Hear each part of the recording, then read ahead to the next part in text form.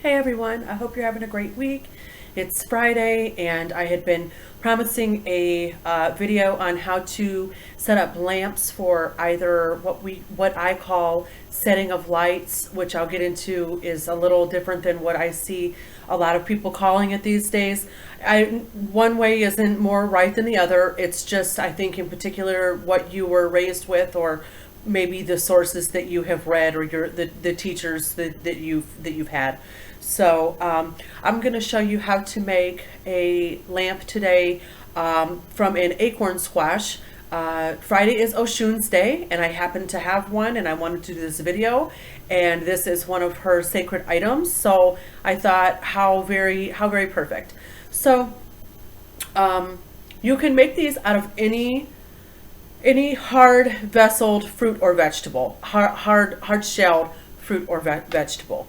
What I like to do, I like to use like a coconut for elegua, a pineapple for ogun. I'll use a big eggplant for oya. I just cut the bottom off, cut off the top that obviously you can't use. It's not stable. There's no way to sit it down, so it's not rocking. So you would just cut the bottom off and hollow out that eggplant. Ochosi, I would use an avocado. Oshun, I would use a pumpkin or a squash of some sort. Again, I'll get into how to pick one that is stable, not going to go all over the place.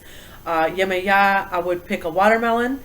A small personal size one is best if you're going to have this on your altar. If you want to get like a big whopper watermelon and use it, that's great, have at it. But for most people, they're going to need something smaller, more manageable to work with. And then if you wanted to do one for Obatala, again, you could use a coconut. Coconut is always interchangeable. You can use it for any orisha. So that's always, if you want to keep a coconut on hand, as long as it doesn't get dried out. And I'll probably do a video on this at some point. There's a lot of different ways you can work with coconuts in spiritual work. And as long as, like, when you get it, when you pick one out from the store, you get it with, you want to, most people want to pick like a nice round coconut, but see if you can get one of the big flat ones where there's a flat side on it, like the bottom will be more flat. And then you want to shake it and make sure you can hear the coconut milk in it. If you don't hear the coconut milk, it's all dried out and it's not really viable. So you wouldn't want to eat the meat. I personally wouldn't want to use it in spiritual work, because as we know, we want to offer the best to our ancestors and to our orisha and to the loa. So you don't want to give them a dried up piece of fruit. If you wouldn't eat a dried up piece of fruit, then you don't give it to your ancestors. It's very simple. It's just like serving guests in your home. You would always bake them something special, cook them something special, buy them, the best that you can buy. So that's how this should go. That should be your rule. Okay. So this is so simple. You guys are going to be like, I can't even believe I asked her about this stuff. So I'll tip this down in just a second so you can see an example of what's going on here. I just want to make sure I got all my pieces. Okay, so I'm going to move this down. You can see what I'm doing. Okay, so this is, this was like this. It had a little stem there. I cut it open and I took the biggest side that was obviously more level, okay? When you're cutting your fruit, you want to keep this in mind of how you're cutting it. Don't just start whacking it in half. You're going to need something that is semi-stable on its own. You could always like put a little, sometimes I've rolled up a little petition and stuck it under this side if I need a little more stability, or maybe under both these sides so it's not rocking around, or I'll stuff some flower petals under there if I have this, once I get this on my plate or on my platter or something. But keep in mind when you're cutting it, you're trying to make a half that you can actually work with. So I've cleaned this one out. This one, we're not doing anything with this one. You could make a little lamp out of this. It's a little lopsided. You can't really see this. See how it's slanting? It's not going to hold as much oil. So we're going to use the better side first, obviously. So I decided today, since it's Oshun's day, and I'm doing this video for you all, I'm going to make a real quick wealth and prosperity lamp here. So pumpkins and squash are automatically tied to that, just because of how prolific they are when they grow, they send out these very large, I guess I can look at you while I'm talking to you about this part. So they have big leaves. Any plant that has big leaves or a large vining habit, you know, pumpkins and squash, they can have vines that go, you know, 45 feet long. So any plant like that that has large flowers, large leaves, brightly colored, is vining, is going to be a symbol of prosperity and abundance, because it's like, it's prolific, it's bountiful, it's abundant. Okay, so keep that in mind also when maybe you get an idea to make a lamp out of something that I didn't mention here, which is great.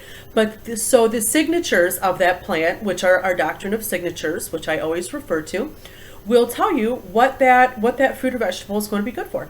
So I'm going to make this I'm just going to do a general one here for all my clients today. This is going to be sending out prosperity to you guys. I have a little bit of pyrite gravel, which I'm going to add in here. You could add, I just threw it everywhere. You could add you could add a couple lodestones in there if you don't have pyrite gravel, iron filings, any type of stone that projects, you know, prosperity to you.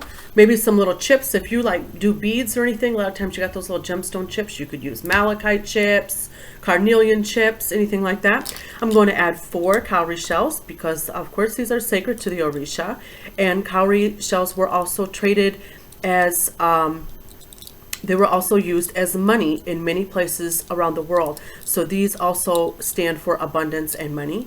We're going to add the 4 cowrie shells right in the bottom. Okay, and I'm going to make this a real simple one today. So, you know, this is not complicated. And then I'm going to add some of my green rice that I make. All of these items are available on my site. If you don't have a source to get these from around you, you can order every single thing I'm showing you on my site except for the squash. So now we have our stuff in here. Now you would add any essential oils you want to. Okay, so I would add, for this being for Oshun, I would probably add maybe some anise oil. She really likes anise, or other very sweet smelling oils such as jasmine, maybe lang lang, things like that. She likes a very heavily scented, sweet scents. So you would put a few drops of that in there. Her number is 5, just so you know. So I would put 5 drops of, you know, each thing in there. If you want to use 5 drops of 5 different oils, that's even better. I put 4 cowrie shells in there to represent 4 is the number for money. So that's why I used 4 this time. So now we're going to use olive oil. Olive oil is clean burning. It doesn't make a smell. When it's burned, you're not going to get like a fuel smell or anything like that. So you're going to fill this up, not too much. You don't want it to overflow when you're trying to carry it around or anything. And then you have this, the most important part here.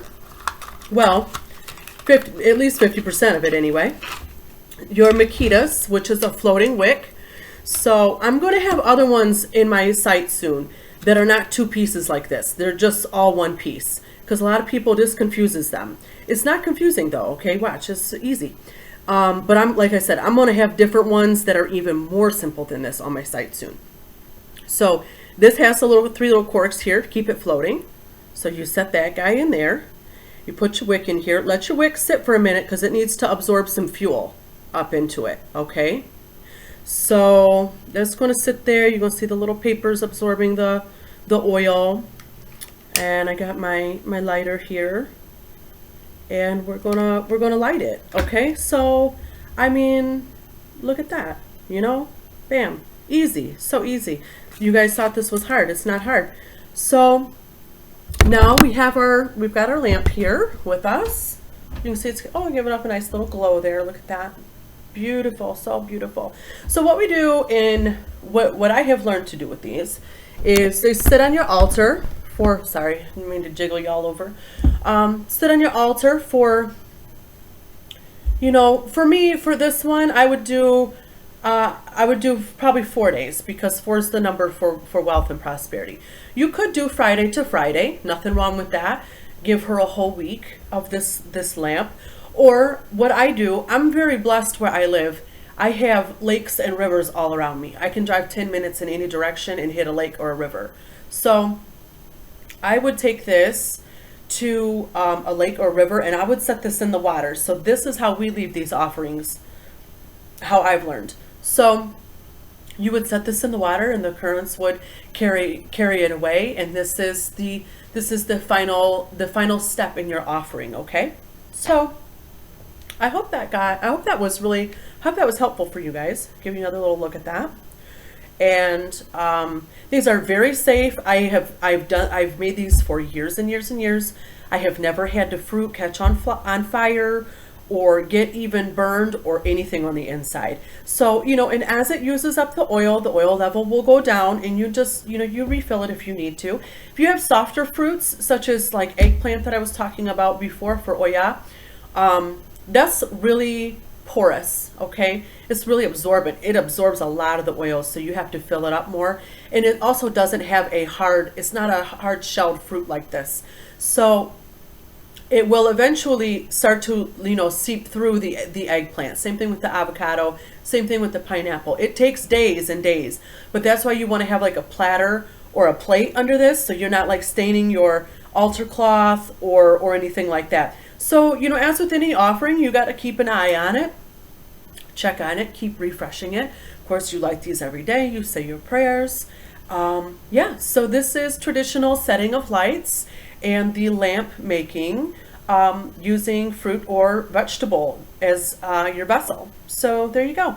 I hope that was useful for you guys, and I hope that you guys try to make one. At least give it a shot at least one time, especially with summertime coming up. You could like do it outside, clean the insides out outside, and make a really nice, enjoyable project out of it. If you need any of these items, there will be a link on this video. You can click on it. Will take you to my site. There's a search box on the left side. You can enter any of these items in there, and they will pop up if you need supplies to make these. So I hope you guys try it, and I hope you all have a great weekend. Bye.